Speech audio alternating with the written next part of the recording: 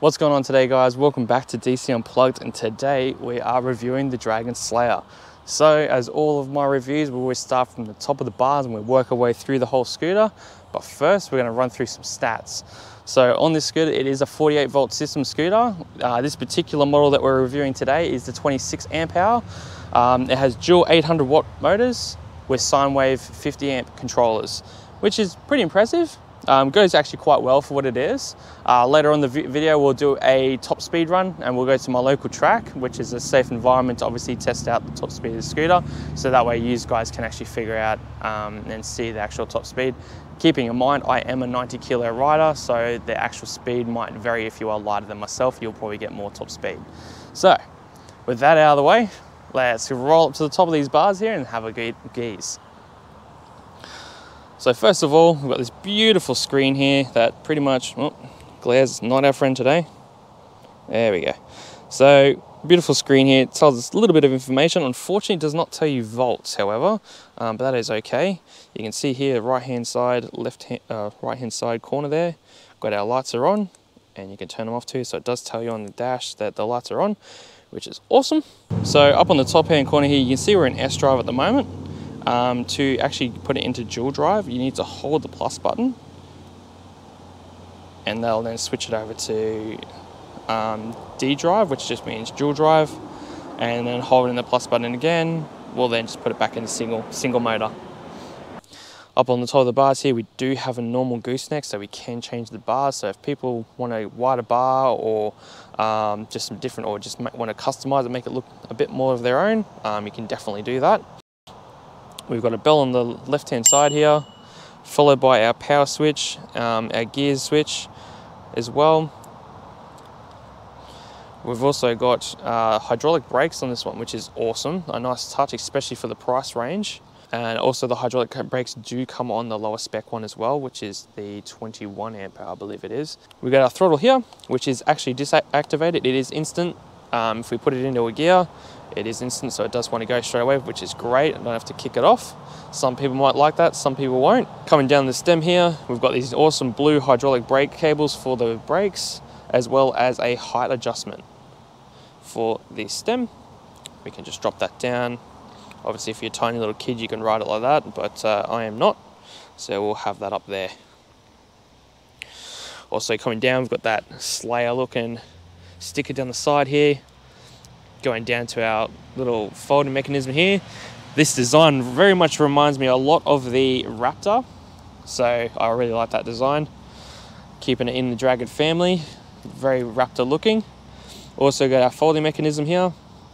Fold that up, move this the other way, simply unclicks, drops down, locks into place, which is really good. And same thing but in reverse, you just push that out and click it into place, like so. Grab a little lock here and lock her back into place, and she's good to go. Nice and easy, simple, fast. We do have a relatively okay sized deck here, so obviously my hands aren't going to do too much of a justice, but my foot ends up being pretty much here essentially when I ride. You can see the dirt marks of where I've been standing, and ended up putting my front foot here and kind of putting my foot up there like that, to try and give myself as much deck space as possible. I am 178 centimeters tall, so yeah, quite long legs. At the front here, we got PU styled front suspension, so basically it doesn't use a traditional strut and spring style setup like a lot of other scooters. It uses almost like a Nolithane bush to compress and actually make that suspension work. Again, hydraulic brakes by Zoom. I really do like these Zoom brakes.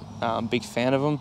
So it's good to see they're actually on a quite a cheap scooter, to be honest. So that's really good. At the back here, we've got the mudguard, the light. So the lights are currently on, as you can see on the side here as well. If I pull the brakes, we get a nice little flash to let people know that we're slowing down.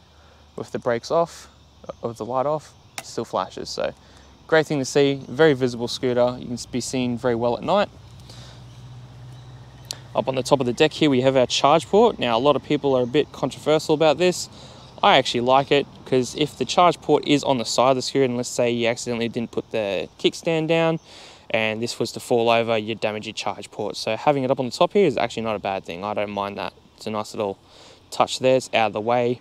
My foot kind of sits here and hits against that, so it's a good little spot that's not being used. So good to see. Hydraulic brakes on the front as well. It's integrated mudguard. The headlight is okay. It's definitely going to work. I have ridden this at some in the dark, and it's okay. Definitely not as bright as the GTR V2 or the commonly headlight we usually see on the GTRs,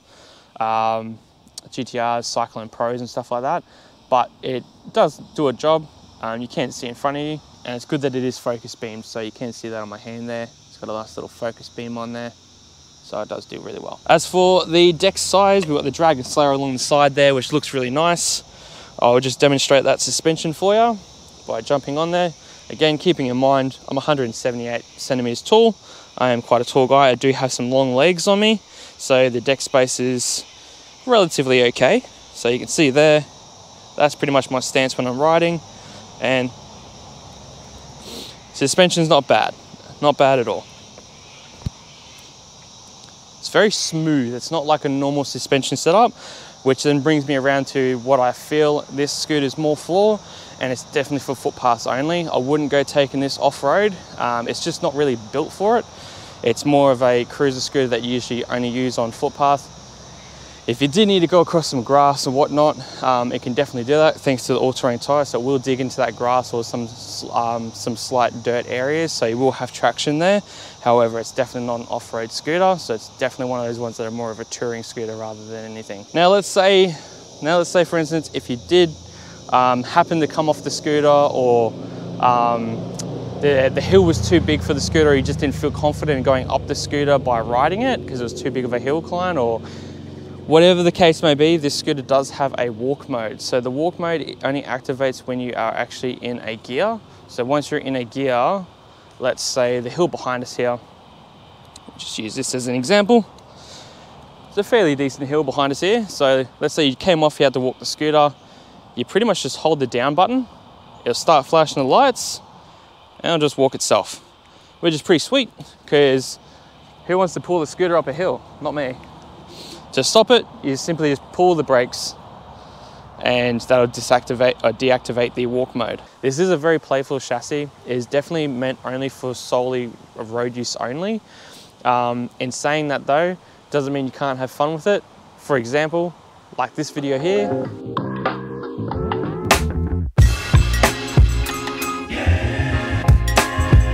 As well as this one here as well.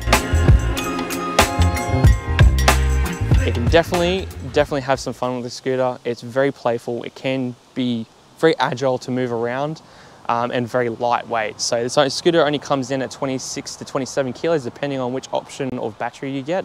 Obviously the bigger option, the battery, the 26 amp hour, is going to be a little bit heavier because of the density of the battery. So now that I've shown you around the scooter, shown you a bit of how it works, let's take it to the track, and we'll time warp out of this location and we'll go to my local track and we'll find out exactly how fast this thing can go. Keeping in mind again, I'm 90 kilo rider. If you are lighter than me, you are definitely going to get a tire top speed. All right, and boom, just like that, we have gone to our local, or my local track. So this is it here. We have, not very lit in here, but yeah, we have the scooter just there. Power him up. All right. Now what I'm going to do, guys, I am going to get you on my chest plate. So I've got it all geared up. I'm not too sure where you're going to see it. I'm wearing a black shirt. So, but what we'll do is I'll make sure we're going to be obviously courteous to the guys on the track. And yeah, we'll cruise up here, and we've got quite a large straight, and let's see how fast we can get this up to. Alrighty guys, so we're on the track. I'm in gear 3. We actually bumped into the servo real quick, pumped up the tires for a high speed run. So I've currently got them at 50 PSI or 49 PSI, something close to that. So we are on a little track here, so hopefully you're getting all this. It's really hard to set up the GoPro for a wide angle view to get everything. But yeah, we're currently at 28 k's an hour, just in case you don't know. You can see over there we've got quite a few cyclists and stuff, so we just got to make sure that we obviously do this safely. And we're in dual drive now. You can definitely feel that second motor pull in. So she might have a bit of go to her. Definitely feels nice. Very light and agile. All right guys, so I have currently, I'm hoping you guys can see it, we're in dual drive. Let's get this speed test out of the way. All right, let's get around and get some speed up. All right, first corner, doing about 47 k's an hour, not bad considering 48 volt. So those controllers are hard at work. Yeah, nice. Let's get into that battle stance. What are we at? 53, 54, 55, 57. That's not 58. There we go, and that's up a slight hill. Not bad. Not bad at all. I reckon if we went down that little hill, I reckon we'd hit 60. 100%. It's 53. Going up the hill. Keeping it 53, which isn't half bad. All right, let's get down this hill. Now we're going downhill. 62, 63, 65. We're not bad, we're not bad. All right, see if I can hold it on the flat. Oh, we've got a head-on wind.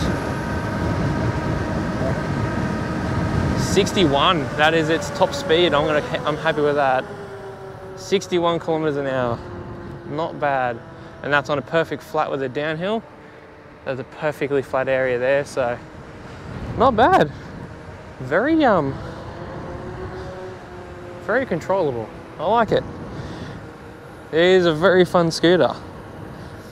The suspension holds up really nicely actually in some tight areas actually. We might go and venture off into those middle parts here and do some tight maneuvering and braking, shall we? Bit of a bonus into the clip.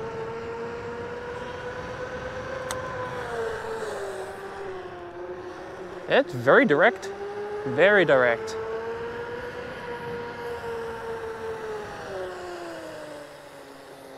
Not bad at all. Not bad at all.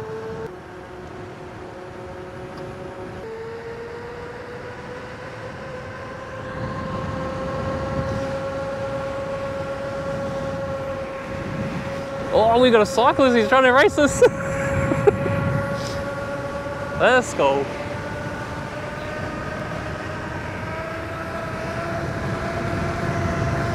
$66.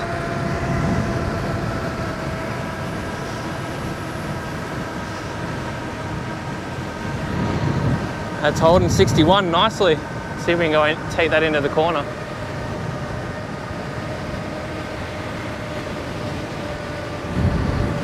$67, lost a bit of speed there. Oh mate, cyclist is nowhere to be seen. He is being chopped. Chopped fingers, guys. Chopped on the old buddy's Slayer.